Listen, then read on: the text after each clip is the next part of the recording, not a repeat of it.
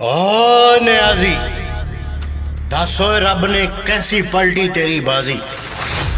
ओ यहूदो नसारा दे आखन ते उशाकाने मुस्तफा नू भौंकण वालिया कुत्तिया। ओ लोकां दियां जनानियां जबरदस्ती अपने कब्जे च करन वालिया शफकत चीमिया। ओ पाकिस्तान दे अंदर बेहयाई नू प्रमोट करन वालिया पलीता।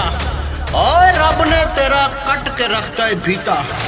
ओए हुण सोचदा ते पिया ही है कि मैं लबैक ते जुल्म करके ऐ की कीता।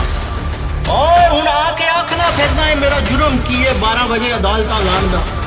ओ याद करो बगैर मुछां तो न्योलिया जदों रात दी तारीखी विच आसिया मलूना नू फरार कराया। ओ याद करो अबलीसा जदों शकूरा कादियानी तू अपने बाप दे हवाले कर दिता।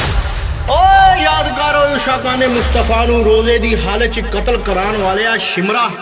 ओए हुण मर्दे मुजाहिद दे ओ लफाज याद करो ओए कि उन्हें आख्या सी कि ऐ अल्लाह एना सारियां नू गिनला ते कल्लियां कल्लियां करके जलील करके मारी। और रब दी सो हुण तुसी सारे गिने जा चुके हो, बस अपनी अपनी बारी दा इंतजार करो।